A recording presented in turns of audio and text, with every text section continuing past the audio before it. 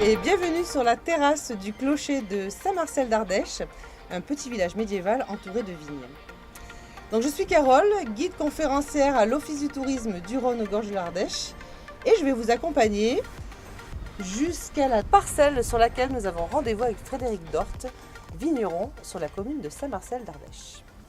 Bien, bonjour Carole. Bonjour Frédéric. C'est un petit peu long pour arriver ici, mais c'est un bel endroit pour une rencontre. Ça grimpe pas mal, ça mais grimpe pas mal. Quel panorama incroyable. C'est magnifique, avec vraiment. La vue sur Pont-Saint-Esprit et l'Ardèche qui se jette dans le Rhône. C'est superbe. C'est une vue superbe. Alors en venant ici, du coup, j'ai marché sur les galets et je voulais Ah, un petit les peu que tu galets. nous expliques ce qu'il en est. Les galets roulés, voilà, ce sont des quartz qui ont été arrachés des Alpes il y a très longtemps, quand le Rhône était un gros glacier et qui a déversé ce type de galets tout le long de la vallée du Rhône et particulièrement sur Saint-Marcel, où nous avons des côtes très importantes. Ici, nous sommes sur la première terrasse. Il y a 3 terrasses successives sur Saint-Marcel, où chaque fois on retrouve les caractéristiques de ces galets roulés et évidemment de l'argile qu'il y a dessous, parce que sans argile, nous n'allons pas avoir l'humidité suffisante pour avoir une bonne maturité du raisin, et en même temps qui va donner cette générosité et tout le soleil que l'on a dans nos beaux côtes du Rhône. Alors du coup, quels sont les cépages finalement qu'on retrouve ici? Les 3 cépages emblématiques des côtes du Rhône, essentiellement pour la vallée du Rhône du Sud, c'est le grenache, ce que nous avons ici, donc un grenache qui est déjà très ancien, qui a une 50aine d'années. La Syrah et le Mourvèdre, c'est la trilogie sacrée. Je goûte, hein. Ah oui, ben là on est en pleine véraison, ça c'est bien attaqué, donc on peut goûter.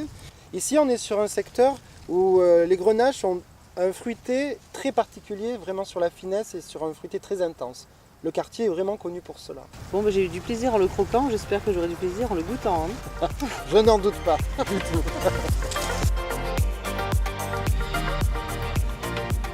Fred, ça y est, on se retrouve. Oui, ça y est, c'est les vendanges, c'est parti. Ah bah, c'est un plaisir de se retrouver sous ce beau soleil là. Oui, et puis pour la suite de ce que tu m'as montré la première fois, je languis de voir en fait où ça en est. Ben oui, les maturités sont prêtes. D'ailleurs, nous allons faire un petit test de maturité pour voir goûter le bon goût du raisin. Eh bien, je te suis. On y va.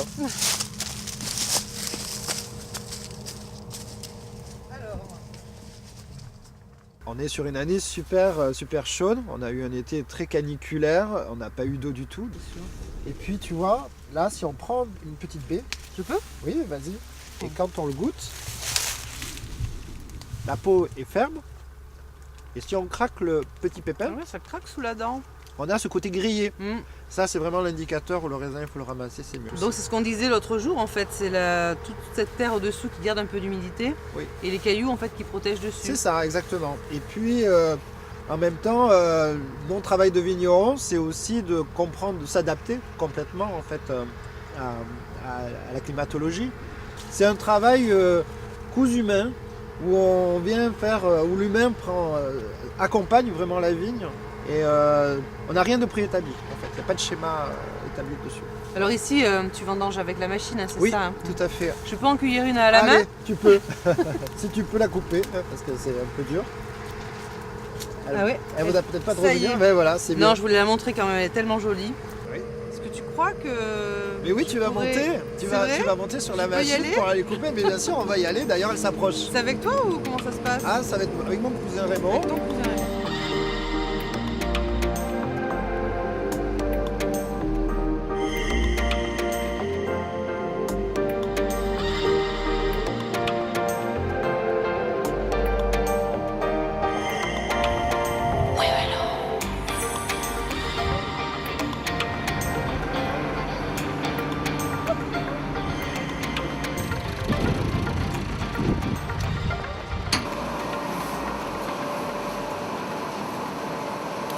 Donc là, nous avons fait tout le process pour les rouges. Donc les rouges vont être en train de fermenter, il va y avoir une macération.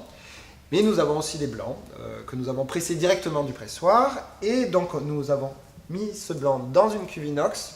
Donc là, on a un vin qui est en cours de fermentation, mais qui a déjà on va dire, des caractéristiques propres au millésime. C'est curieux, hein? Donc on a encore beaucoup de gaz carbonique, donc ce fameux pétillement dans la bouche. Je sais que c'est exotique, il y a même des ordres de bananes dedans. C'est ça, pas seulement banane, moi je dirais fruits exotiques, mangue un petit peu. et aussi pêche. Ces saveurs-là, on peut les retrouver. On peut les retrouver avec ce côté pêche jaune là, tout de suite on sait qu'on va avoir de la maturité plus forte. Donc on va retrouver ces arômes là dans le vin futur. Voilà, ça c'est sûr. Je goûte une dernière fois pour être bien sûr. Mais moi aussi.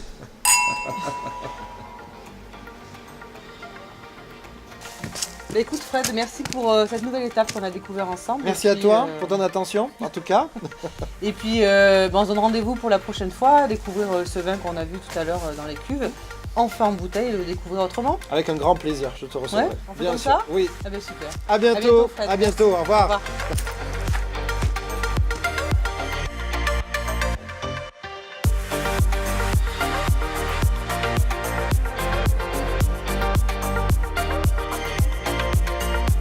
Je m'attendais pas du tout à ce qu'on vienne au château de Bernis, à ce qu'on se retrouve ici. Ben oui, c'est la grande chance de Saint-Marcel d'avoir ce château qui appartient à la famille Zayas Harcourt, descendante du cardinal de Bernis, grand personnage de notre histoire du Vivarais au XVIIIe siècle. Il a une influence considérable sur toutes les relations internationales à cette époque-là. Et donc, on a voulu, avec le propriétaire et avec la chance d'avoir cette très belle cave, faire un vin qui lui est dédié. Et cette cave, semi-enterrée, possède une fontaine avec 80% d'humidité.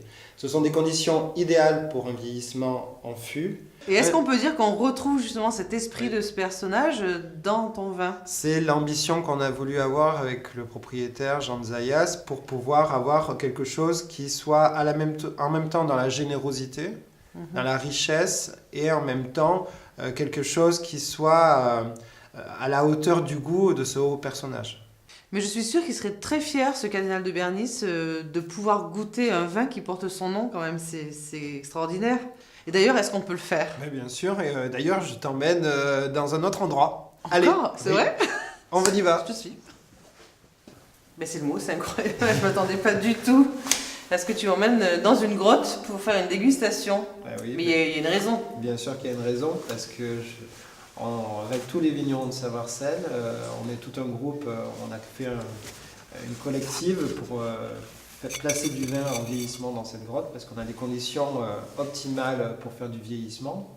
Donc, du ça coup, ne trouble pas du coup la absolument dégustation ? pas. Donc du coup, on a une neutralité complète au niveau des arômes. Donc on a une pureté de ce que le vin peut nous exprimer. Donc on va enfin pouvoir déguster notre cardinal. Allez. Du coup, les chais qu'on a vus tout à l'heure, en fait, le vin finit de vieillir ici. Absolument. C'est-à-dire donc il y a un affinage en fût, c'est ce qu'on a vu tout à l'heure. Et ensuite, une fois qu'il est en bouteille, il continue à s'affiner en fait dans la grotte pendant au moins une année. Écoute, on va goûter. Oui, je crois que c'est obligatoire là. Donc là, on va goûter un 2012, qui est une année vraiment sur la fraîcheur. Il est beau en tout cas. Voilà.